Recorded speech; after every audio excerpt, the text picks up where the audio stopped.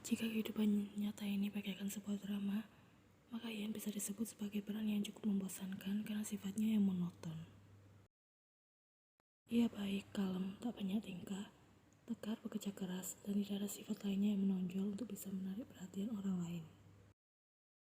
Hanya seorang gadis baik-baik, saat hubungannya dengan seseorang berakhir, baik itu dengan pasangan, tetangga maupun teman, tidak melihat wajah serta melakukan interaksi dengan mereka, lagi sudah lebih dari cukup sebagai penyembuh yang paling mujarab. Tapi beda kasus dengan Jimin dan Sena yang masih bisa Ian lihat wajahnya di mana-mana selagi mereka bekerja di perusahaan yang sama. Luka ini lebih lama untuk sembuh, apalagi melihat mantan suaminya itu kini punya hidup yang lebih baik daripada hari kemarin saat mereka masih bersama.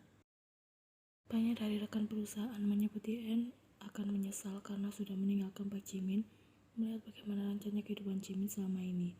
Apalagi karena lelaki itu semakin melejit dengan kenaikan gaji yang cukup besar.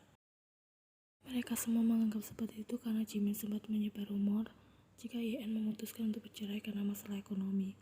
Jimin berkata Ian selalu merasa kurang akan uang yang lelaki itu berikan. Seperti istilah seseorang yang bersalah namun tak mendapatkan hukuman, justru hidupnya semakin terlihat bahagia. Memang tidak ada yang tahu persis bagaimana dua orang menjalani kehidupan rumah tangga. Terus merasa bahagia adalah cover semata, karena yang namanya ujian hidup selalu datang silih berganti. Jisoo bilang Jimin dan Sena akan segera mendapatkan karma atas perbuatan mereka, namun ia tidak mempercayai adanya karma. Jika di situ, sekejam-kejamnya manusia, ia masih memiliki Tuhan yang Maha Pemaaf untuk segala kesalahan yang pernah ia lakukan di masa lalu. Hingga di masa depan ia bisa mendapatkan banyak keberkahan setelah bertaubat dan merenungi kesalahannya. Mungkin Park Jimin sudah melakukan hal itu hingga hubungan yang dimulai dari menyakiti perasaan Yeon hingga hari ini masih berjalan dengan baik. Lelaki itu bahkan memiliki karir yang bagus di perusahaan hingga kembali dipromosikan. Apakah Tuhan itu adil? Menurutku tidak. Karena aku benci melihat wajah tengil Park Jimin dan Sena yang bahagia atas kenaikan jabatan. Desis Jisoo kesal. Andai saja Seokjin pemilik perusahaan ini, sudah dari dulu aku pecat mereka berdua agar jadi pengangguran saja. Ian hanya balas tersenyum tipis mendengar kerutuan Jisoo. Yana, berjanjilah padaku, ucap Jisoo tiba-tiba. Berjanji apa? Berjanji saja dulu. Tidak mau, balas Ian menggoda sahabatnya yang memang agak tak jelas kelakuannya ini. Kita harus berjanji kalau setelah kita berdua mapan dan bisa meninggalkan perusahaan, mari sewa kelompok orang profesional untuk membakar gedung perusahaan ini sampai habis agar jabatan Park Jimin tak berlaku lagi. Kalau ada yang dengar dan melapor, kau bisa dipecat dadakan dari sini.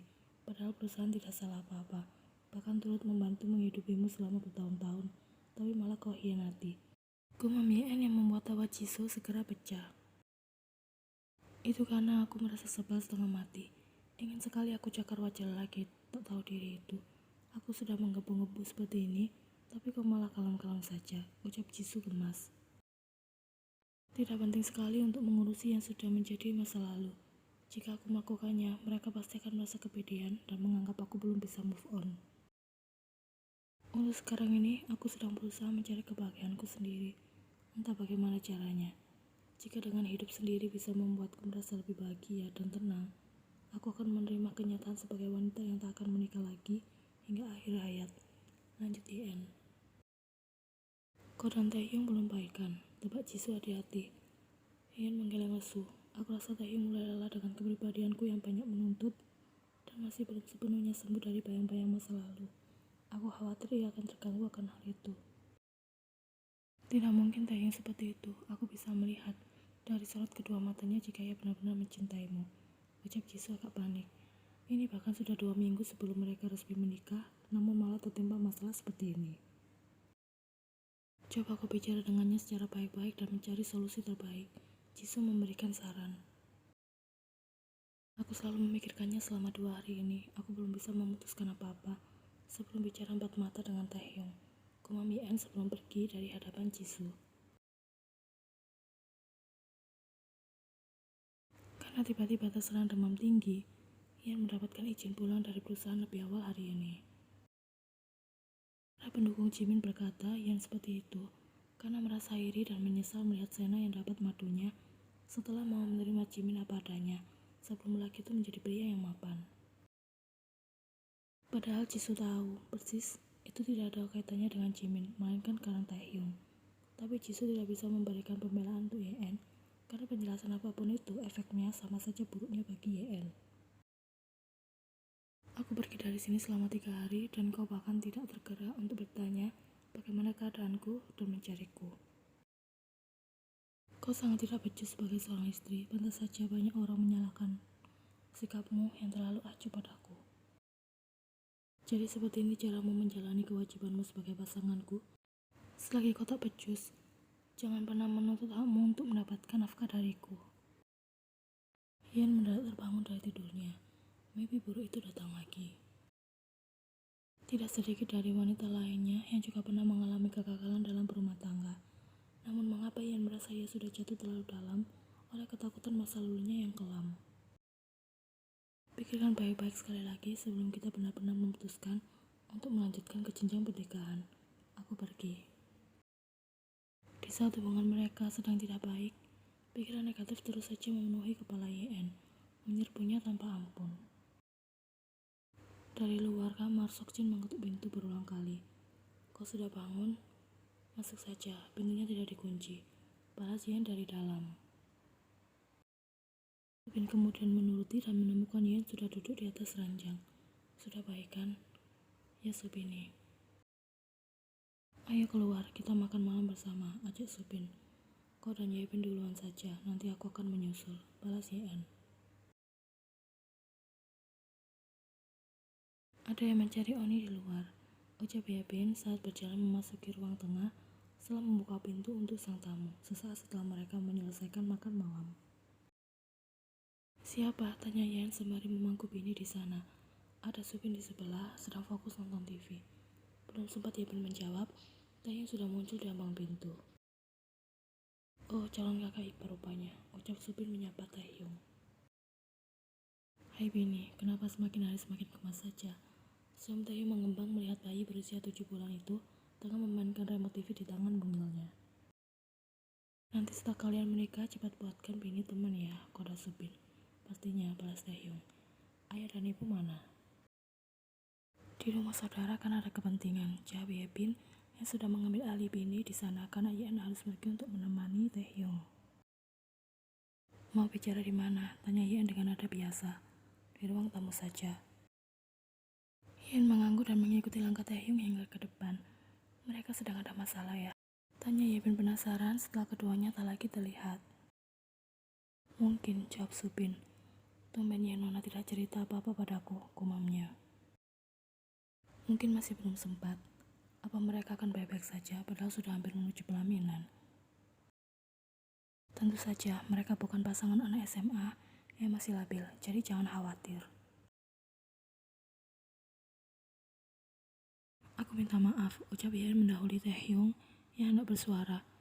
Aku tidak bermaksud membandingkanmu dengan Jimin. Itu terjadi begitu saja. Raut gadis itu terlihat sangat menyesal.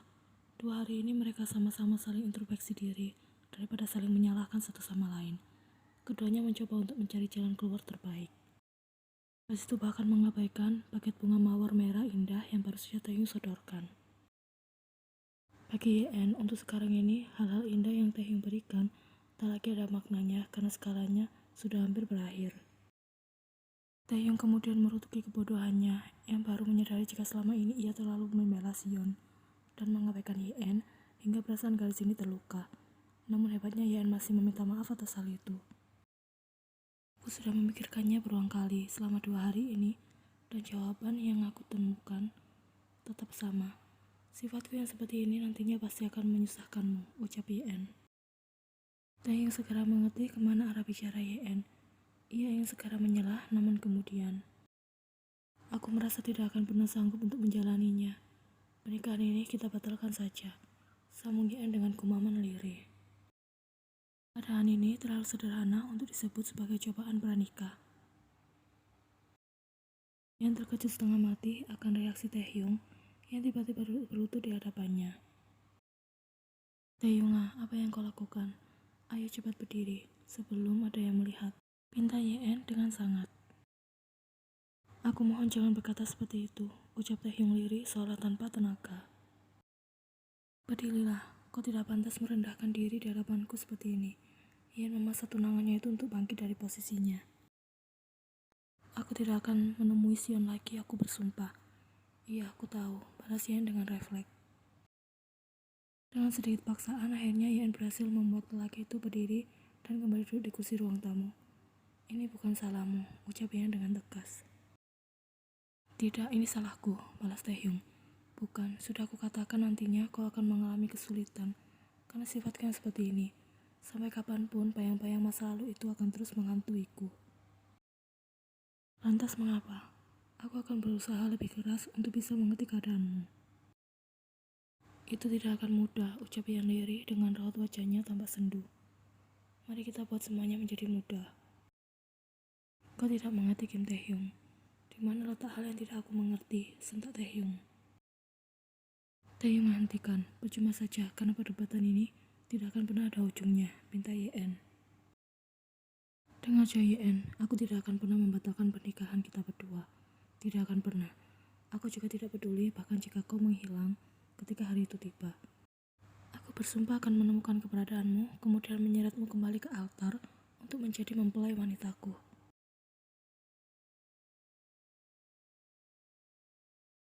Ian tampak menghela nafas dalam-dalam. Begitu menyadari, ia hampir kelepasan terbawa emosi.